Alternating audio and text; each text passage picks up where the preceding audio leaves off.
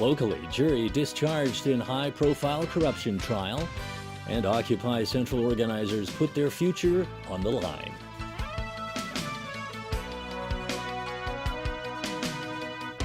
Good evening and welcome. Former U.S. spy agency contractor Edward Snowden says he was a trained spy for the United States. Snowden, who leaked a raft of secret documents to the media last year, made the claim in his first interview with an American television network. U.S. fugitive Edward Snowden makes the claims in an exclusive interview with U.S. television network NBC. I was trained as a spy in sort of the traditional sense of the word, in that I lived and worked undercover overseas, pretending to work in a job that I'm not, and even being assigned a name that was not mine. Snowden says he was tasked by the Central Intelligence Agency and the National Security Agency to develop sources and methods for keeping information and people secure in hostile environments.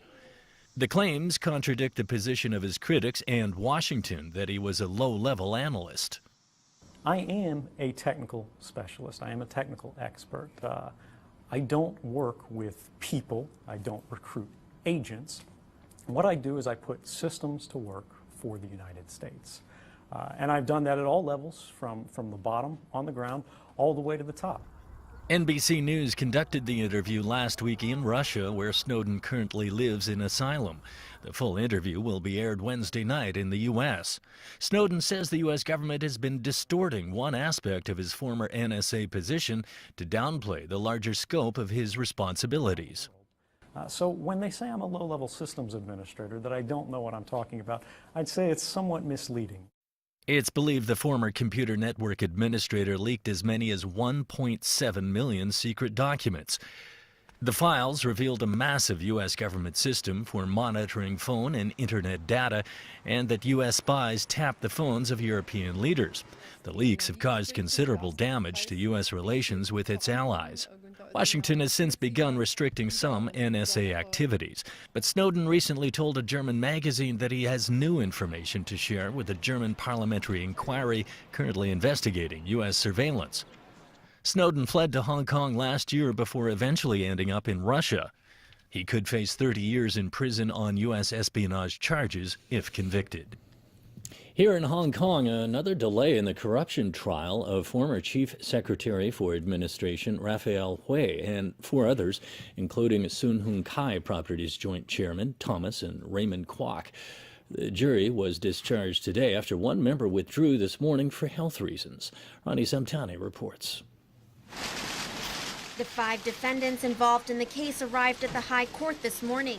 The trial was expected to open today, following a delay yesterday when one of the jurors was unable to show up because of a health problem. The man submitted a doctor's certificate to court today, explaining that he had undergone a double hernia operation in March and that his wound is still recovering and painful. He requested to withdraw from jury service because of his health. The juror added that he is self-employed, so after serving his duty in court during the day, he would have to finish his work, ordering and repairing car batteries for his clients. As he normally works 10 hours a day at the garage, he said there would not be enough time for him to complete his work. Mr. Justice Andrew McCrae asked the man why he did not bring up his health problems on Monday during the jury selection process. The juror replied that he did not think it was a sufficient reason for exemption. The judge pointed out that the man's health condition would not be affected by the trial, as he would just be sitting in court. But the judge continued that risk would arise if the juror went back to work after court, trying to cram 10 hours of work into 3 hours. The judge said that would in turn affect the juror's health, and then he wouldn't be fit to sit in court. Justice Andrew McCrae asked the juror if he could cut back on his work during the trial.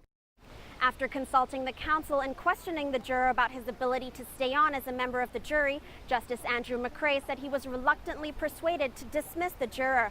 4 of the defense counsels insisted then that an 8-member jury panel was not ideal for this case, and so the judge decided to discharge all jury members. The case has been adjourned until next Wednesday. Ronnie Samtani, TVB News. Occupy Central organizers may call off their movement if the turnout for a so-called civil referendum next month fails to meet expectations. They're hoping at least 100,000 people will show up for the vote. Evelina Lung reports. Vote on June 22nd. Various groups fighting for what they call true democracy marched from Chater Garden to the central government offices in Tamar today. They called on the people of Hong Kong to vote in the so-called civil referendum organized by the Occupy Central movement. Occupy Central organizer Benny Tai hopes more than 230,000 people will do so. But if the turnout is less than 100,000, Tai and the other two organizers will offer a public apology and consider abandoning their movement. In case that we could not be able to get that very minimal number, I think we have to be responsible and accountable to all our supporters, that it may be an indication that Hong Kong people may not consider our leadership as proper. But Tai stressed this doesn't mean the trio will give up their campaign for true democracy. He said they will simply give up their roles as organizers and leaders, but that they may join forces with other democratic groups to continue the fight. In next month's referendum, voters will choose among 3 shortlisted political reform proposals. All of them include elements of public nomination of chief executive candidates. On top of that, voters will be able to express their views on a newly added question. The new question is added to boost voter turnout after it was pointed out that the 3 proposals offer voters a limited choice. An example of the question, asking members of the public if LegCo should reject the government's reform package should it fail to allow real choices for the people. Evelyn Lang, TVB News. The spiraling budget for the West Kowloon Cultural District is getting more scrutiny from lawmakers. At issue is a plan to spend $300 million to prepare a basement at the site. Here's Diane Till. Reporting to a panel of lawmakers who oversee the project, West Kowloon Cultural District Authority Chairman Carrie Lam said the planned arts and cultural hub is facing a tremendous financial burden. Lam said the $21.6 billion funding sought in 2008 is enough for the first and second batches of facilities such as the Chinese Opera Sichu Center, the M+ Museum and a park. The government earlier agreed to take up the construction cost of an integrated basement at the site, estimated to cost $23 billion. Lam said today it'll apply to LegCo for $300 million for preparation work. But lawmakers were concerned about the project's costs. I understand that the budget was just a basic budget, but up till now, there is a feeling that the government is treating LegCo as a ATM. It's coming for hundreds of millions, otherwise we'll have just a big construction site. Lam explained that the $300 million application is not additional on top of the Cultural District's $21.6 billion funding, as the government is covering the cost of the basement as public infrastructure works separately. She rejected suggestions that the designs should be changed now and said the authority will seek donations and sponsorships and explore other financing methods. To the west side of the site, the Artist Square development area will be commissioned as soon as possible to bring in retail, catering, and leisure facilities that will bring us proceeds. Lam said delays in the high-speed rail link construction in West Kowloon is affecting progress in parts of the works on the cultural district. She said the government will discuss with the MTR Corporation to see if an earlier schedule can be arranged for the works to go ahead. Diane To, TVB News. Overseas now, and in a key speech on foreign policy a short while ago, U.S. President Barack Obama called for restraint before embarking on more military adventures elsewhere. He also called for a shift in counterterrorism strategy. For the foreseeable future, the most direct threat to America, at home and abroad, remains terrorism. But a strategy that involves invading every country that harbors terrorist networks is naive and unsustainable. And the need for a new strategy reflects the fact that today's principal threat no longer comes from a centralized al-Qaeda leadership. Instead, it comes from decentralized al-Qaeda affiliates and extremists. Yesterday, Barack Obama outlined plans to end American military engagement in Afghanistan by the time he leaves office. Jameson Wong has that story.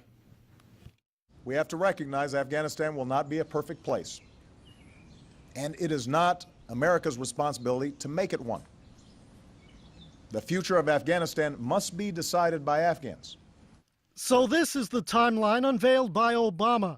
America's combat mission in Afghanistan will be over by the end of this year. From 2015 onwards, Obama wants Afghans to be fully responsible for their own security. And by the end of 2016, a more or less complete withdrawal of U.S. troops. At the beginning of 2015, we will have approximately 9,800 U.S. service members in different parts of the country, together with our NATO allies and other partners. By the end of 2015, we will have reduced that presence by roughly half. 1 year later, by the end of 2016, our military will draw down to a normal embassy presence in Kabul, with a security assistance component, just as we've done in Iraq. 9,800 troops plus several thousand NATO troops is really going to hit the sweet spot, really the upper end of what the generals have been recommending is required to provide the Afghans with this advise and assist mission beyond 2014. It's already been America's longest war. Obama's predecessor, George W. Bush, sent troops to Afghanistan following the 9/11 attacks back in 2001. Obama said, now we're finishing the job we've started. A group of Republican senators lashed out at the decision, calling it a monumental mistake that would embolden America's enemies. Jameson Wong, TVB News. Another tragedy to tell you about in South Korea. 21 people are dead and several others injured after a fire broke out at a rural hospital for chronically ill elderly patients. The blaze started shortly after midnight. Most of the victims were elderly patients who were unable to walk or move freely. An 81-year-old man suffering from dementia was taken into police custody after security footage showed him entering an area where the fire broke out. On Monday, a fire at a bus terminal and shopping complex on the outskirts of Seoul killed 8 people. Pakistani woman who is said to have been 5 months pregnant has been stoned to death by her own family for marrying the man she loved. Police say about 20 members of the woman's family attacked her and her husband with batons and bricks outside a courthouse. The so-called honor killing happened in broad daylight in front of a crowd of onlookers. Police say 25-year-old Farzana Parveen married her husband against her family's wishes.